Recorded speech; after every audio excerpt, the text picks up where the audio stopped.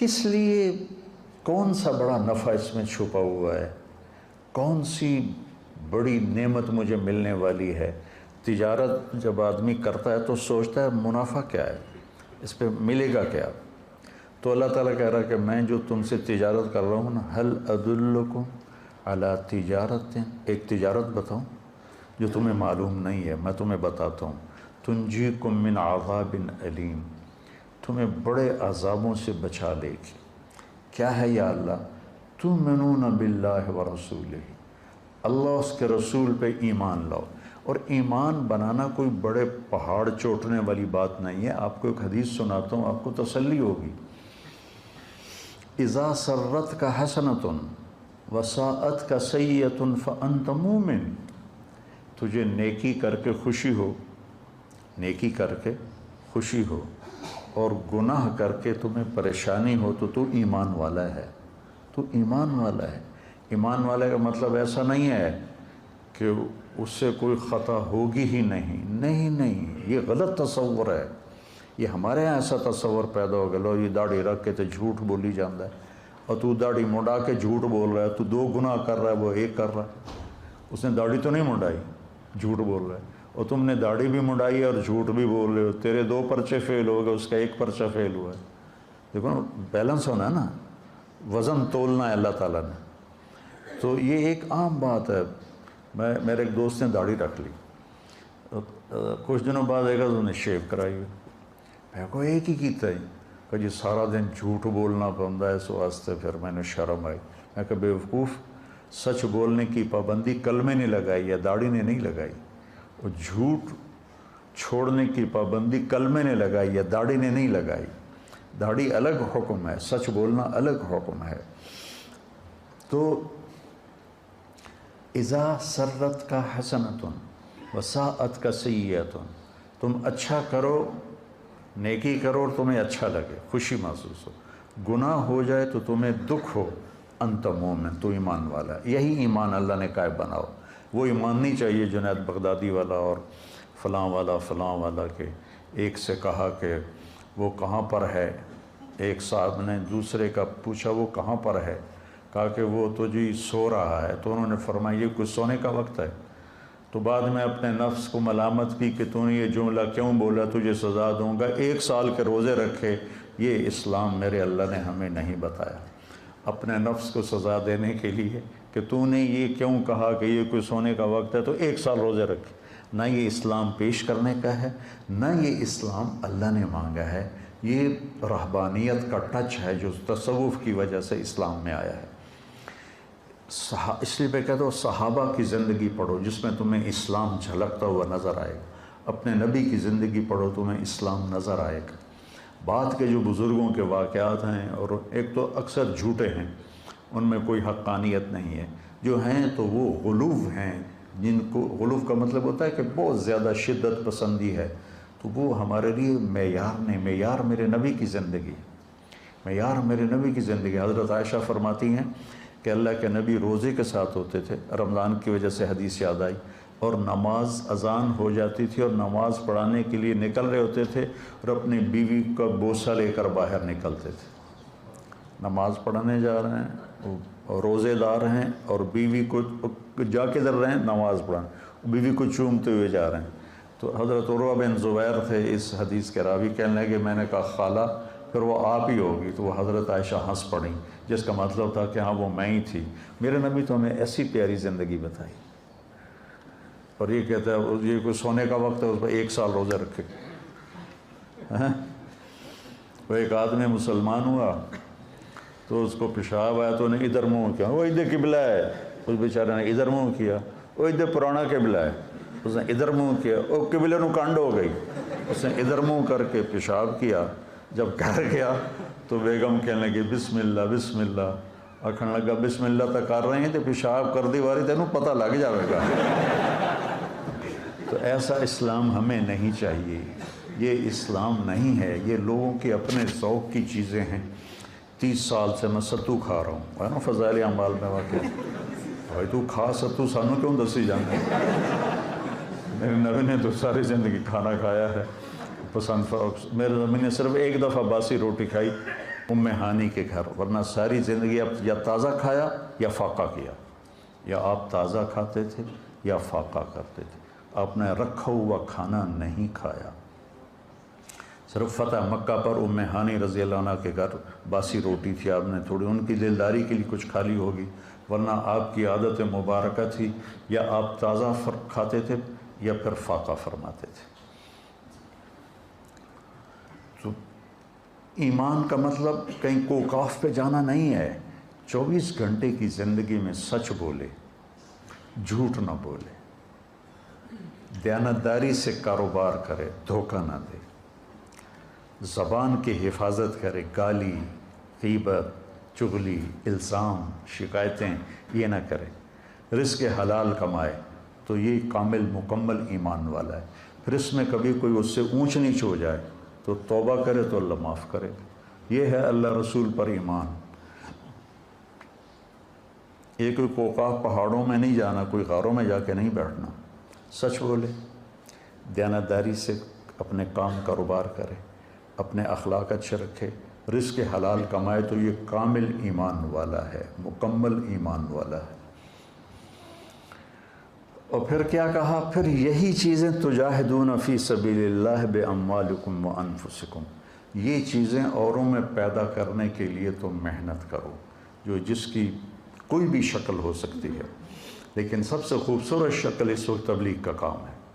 تبلیغ کا کام متعین نہیں ہے کہ بھئی یہی دین کی محنت ہے، یہ بچے بھی دین کی محنت کر رہے ہیں، ان کے استاد بھی دین کی محنت کر رہے ہیں، خانقاہوں والے بھی ہیں، اور کتابیں لکھنے والے ہیں، واعظ کرنے والے ہیں، نصیحت کرنے والے ہیں، لیکن جو سب سے اس وقت نفع والا کام ہے وہ تبلیغ کا ہے۔ تو اس پر اللہ تعالیٰ کہتا ہے ہوگا کیا؟ یغفر لکم ذنوبکم، پہلا کام تو یہ کروں کہ تمہارے سارے گناہ معاف کروں۔ قوم نوح کے لیے اللہ نے کہا یغفر لکم، کیا ہے بلا؟ من ذنوبکم، تمہارے کچھ گناہ معاف کرے گا۔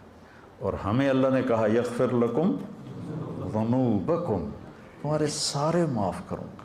سبحان اللہ، تو گناہوں کی معافی ہو جائے تو بہت بڑی بات ہے۔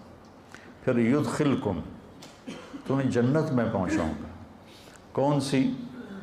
تجری من تحتها الانہار، جس میں دریا بہتے ہیں۔ نہر عربی میں دریا کو کہتے ہیں، ہمارے ہاں نہر کا ترجمہ اور ہے، اور عربی میں نہر دریا کو کہتے ہیں، یہ ہمارے والی نہر کو نہیں کہتے جس کو نکالا جاتا ہے۔ تو ایک ایسی جگہ لے جائے گا جہاں دریا بہتے ہیں، کس کے؟ من ماء غیر آسن، پانی ہے جو گدلا نہیں ہوتا، من لبن، دودھ ہے، لم یتغیر طعمہ، جس کا ذائقہ نہیں بدلتا، تھوڑے دیر دودھ پڑ رہے کھٹا ہو جاتا ہے، وہ دودھ کبھی کھٹا نہیں ہوگا۔ من عسل مصفی، شہد ہے جس کو چھاننے کی ضرورت کوئی نہیں ہے، ہم چھتا لیتے ہیں تو اس کو چھانتے ہیں۔ من خمر لذت للشاربین، اور شراب ہے جو لذت کے ہے پینے والوں کی۔ یہ تین چیزوں کے ساتھ اللہ نے یہ لفظ استعمال نہیں کیا، لذت للشاربین، پانی بھی ضرورت ہے، دودھ بھی ضرورت ہے، شہد بھی ضرورت ہے، اور شراب لوگ ضرورت کے لیے نہیں پیتے، لذت کے لیے پیتے ہیں۔ لیکن پاگل پھر الٹیاں کر رہے ہوتے ہیں، منہ سے بدبو آ رہی ہوتی ہے، شرابیوں کے ساتھ وقت گزر، ہمارے ساتھ کالج کے لڑکے شراب پیتے تھے، تو الٹیاں آ رہی ہیں، اندر ہی پیشاب نکل رہا ہے، بری حالت ہوتی ہے، اور بے ہوش ہو گئے تو لذت کا احساس ویسے ہی ختم ہو گیا۔ تو اللہ نے کہا پاگلو اس کو چھوڑ دو، لذت للشاربین، میں نے تمہاری لذت کے لیے شراب بنائی ہے، اس کا ایک گونڈ پی لو گے تو نہ سر میں درد ہوگا نہ چکر آئیں گے، لیکن آسمانوں پر اڑو گے لذت کے۔ من تحتها الانہار، اور پھر آگے کہا وَمَسَاكِنَ طَيِّبَةً فِي جَنَّاتِ عَدْنٍ، اور جنت الفردوس میں تمہارے لیے اعلیٰ گھر بنائے ہیں، مساکن طیبہ۔ جنت الفردوس کے گھر کی ایک اینٹ سونے کی ہے، ایک چاندی کی ہے، ایک موتی کی ہے، ایک یاقوت کی ہے، ایک زمرد کی ہے، اور مشک اس کا گارا ہے، مشک اس کا گارا ہے، اور زعفران اس کی گھاس ہے، اور اللہ کا عرش ان کی چھت بنایا ہے اللہ تعالیٰ۔ اور فرش سے لے کر چھت تک 1,00,000 ہاتھ، یعنی 25 لاکھ فٹ کی بلندی پر چھت ہوگی، 25 لاکھ فٹ کی بلندی پر چھت ہوگی۔ تم 5 فٹ کے نہیں جاؤ گے، تم بھی 130 فٹ کے جاؤ گے، ورنہ تو تم اس میں ایسے نظر آئے گا جیسے کوئی مچھر پھر رہا ہو۔ اگر تم 5 فٹ کے چلے گئے پھر تو ہم اس گھر میں مچھر کی طرح نظر آئیں گے۔ اللہ 130 فٹ کی ہائٹ دے گا، عورت کو بھی دے گا، مرد کو بھی دے گا، فی جنات عدن۔ اب میری ایک بات پہ غور کرو، جب آدمی کے پاس پیسے آتے ہیں نا تو سب سے پہلے وہ گھر بدلتا ہے۔ گھر بدلنے کے لیے کہتا ہے نہر کے کنارے گھر ہو۔ وہ جو نہر بہ رہی ہے، فیصلہ ہوا، ایک ہی تو نہر ہے، باقی تو گندی گند ہے، تو جگہ بدلتا ہے، لوکیشن اچھی ہو اور گھر اچھا ہو۔ گھر اچھا ہونے کی 2 خوبیاں ہیں، ایک اس میں ضرورت کی چیزیں پوری ہوں، ایک اس کا نقشہ خوبصورت۔ تو مساکن طیبہ فی جنات عدن، جنات عدن لوکیشن بڑی اعلیٰ ہے۔ ساری جنتوں میں جنت الفردوس سب سے اعلیٰ درجے کی، سب سے اعلیٰ۔ جس دن اللہ نے جنت الفردوس کو بنایا ہے، اس دن سے لے کر آج اور آج سے قیامت تک روزانہ اس کو پہلے سے 5 گنا زیادہ خوبصورت کرتا ہے۔ وہ کیا چیز بن رہی ہوگی، کیا سما بننا ہوگا۔ یہاں کا مور ناچتا ہے تو دل باغ باغ ہو جاتا ہے، جب وہاں کا مور ناچے گا تو کیا منظر ہوگا۔ یہاں کی بلبل جب کوئل آواز نکالتی ہے تو آدمی حیران ہو جاتا ہے، وہاں کی کوئل جب آواز نکالے گی تو کیا سر ہوگا۔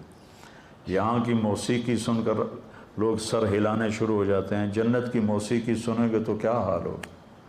ایک شخص نے پوچھا یا رسول اللہ جنت میں موسیقی ہے؟ آپ نے کہا ہاں ہے، ایک درخت ہے اس کا نام ہے فیض۔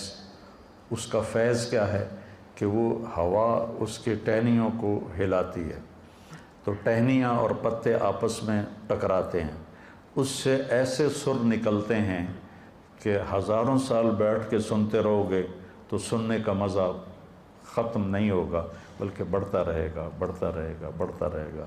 اور اس کے درخت کے نیچے جنت کی لڑکیاں ہیں جو مل کر پھر گانا گاتی ہیں، اور جنت والے اس کو سن کر جنت بھی بھول جاتے ہیں، اپنا آپ بھی بھول جاتے ہیں کہ ایسی عالی شان تمہارے لیے اللہ نے سامان۔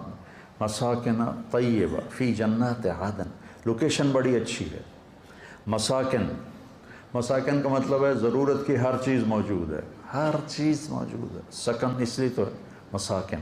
طیبہ کا مطلب ہے بڑا خوبصورت نقشہ ہے، بہت خوبصورت نقشہ، تو ساری گھر کی چیزیں پوری ہوگی۔ جگہ بڑی اعلیٰ ہے، جنت الفردوس، ضرورتیں ساری پوری ہیں، مساکن، خوبصورت بہت ہے، طیبہ۔ اور پھر یہاں آدمی زندگی گزار کے گھر بناتا ہے، پھر اس کو تبدیل کرنا چاہے تو کوئی یہ پلک جھپکنے کا کام تو نہیں ہے، پھر نیا گھر بنانے کے لیے مدتیں چاہیے، اور وہاں تم نے ایک لمحہ گزارا، تمہارے جی میں ہے کہ نہیں ایسا نہیں، مجھے ایسا چاہیے، تو وہیں ایک پل میں وہ سارے گھر کا نقشہ تمہاری سوچ کے مطابق اللہ بنا دے گا۔ نہ کوئی اینٹ ٹوٹے گی، نہ کوئی پتھر ٹوٹے گا، نہ کوئی مٹی اٹھے گی، نہ کوئی مستری آئے گا، نہ کوئی مزدور آئے گا، نہ کوئی سیمنٹ آئے گا، نہ کوئی سیڑھی آئے گی، نہ کوئی کیل قابلہ آئے گا، اور تمہارے جی میں آئے گا کہ نہیں مجھے ایسا نہیں، مجھے تو ایسا چاہیے۔ تو جب تمہارے جی میں آئے گا ایسا چاہیے تو دوسری نظر میں تمہیں وہ گھر ویسا ہی نظر آئے گا۔ پھر تو نے ایسا نہیں مجھے ایسا چاہیے، کھیلتے رہو، کھیل ہے، کھیلتے رہو، نہیں مجھے ایسا چاہیے، پھر نہیں اب مجھے ایسا چاہیے، ہاں نہیں اب مجھے ایسا چاہیے، اب مجھے ایسا چاہیے۔ یہاں بڑی بڑی گاڑیوں والے ماڈل گاڑی کا نکالتے ہیں، کم از کم 3 سال ایک ماڈل چلتا ہے، کیونکہ نئے ماڈل کو تیار کرنے میں وقت لگتا ہے، اور اس پہ جو ڈائیاں بنی ہوتی ہیں وہ ساری توڑنی پڑتی ہیں، پھر نئی ڈائی بنانی ہوتی، تو 3 سال کم از کم لگتے ہیں ایک ماڈل کے بعد دوسرا ماڈل آنے میں، 3 سال، 4 سال، 5 سال بھی لگ جاتے، اور پھر وہ جا کر نئی گاڑی لاتے ہیں۔ اب صحابہ کو تو پتہ نہیں تھا کہ مرسڈیز بھی آئے گی اور ٹویوٹا بھی آئے گی اور بینٹلے بھی آئے گی، BMW بھی آئے گی، وہ تو گھوڑے اونٹ ہی پوچھتے رہے۔ ایک صحابہ نے پوچھا یا رسول اللہ جنت میں گھوڑے ہیں؟ آپ نے کہا ہیں۔ اس ویکھیا ہی گھوڑا اور اس کی ویکھنا ہے۔ دوسرے نے پوچھا یا رسول اللہ جنت میں اونٹ ہیں؟ آپ نے کہا ہیں، ان کے پر ہوں گے سبز زمرد کے، تم اس پر بیٹھو گے وہ تمہیں لے کے اڑیں گے، جدھر تمہاری نظر جائے گی وہاں اس کا قدم جائے گا، اتنی لمبی ان کی، اتنی تیز ان کی پرواز ہوگی۔ لیکن ہم اگر آج اللہ کے نبی ہوتے تو ہم پوچھتے یا رسول اللہ جنت میں مرسڈیز ہے، جنت میں BMW ہے، جنت میں بینٹلے ہے، جنت میں روز رائس ہے، ہم نے تو یہ پوچھتے۔ اب ہمیں تو ہمارا علم تو صحابہ سے زیادہ ہو گیا دنیا کے لحاظ سے، تو ہم تو کہیں گے یا اللہ مرسڈیز چاہیے، وہ ٹک ہوگا اور مرسڈیز سامنے ہوگا۔ نہیں، اس کا لائٹیں چینج کرنی ہے، یوں ہوگا اور لائٹیں چینج ہو جائیں گی۔ اس کا اندر سے انٹیریئر تبدیل کرنا، یوں ہو کر انٹیریئر تبدیل ہو جائے گا۔ تو مساکن ضرورت ہر چیز پوری ہے، لیکن عجیب بات ہے کہ پوری جنت میں ٹوائلٹ کوئی نہیں،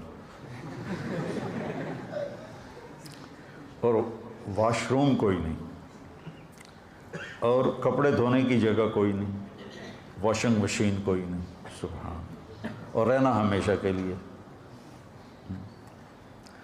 اور ہر مرد عورت نے 100 جوڑے پہنے ہوں گے، 100، ایک نہیں 100، اور وہ 2 انگلیوں میں آ جائیں گے، اتنے باریک ہوں گے، اور ان کا وزن کوئی نہیں ہوگا کہ وہ نور سے بنے ہوں گے۔ تو جب کپڑے تبدیل کرنے ہوں گے تو نہ کپڑے اتارنے پڑیں گے نہ کپڑے پہننے پڑیں گے۔ اگر 100 جوڑے تم اتارنے لگو تو کندھوں کی ایکسرسائز تو خوب ہو گئی نا۔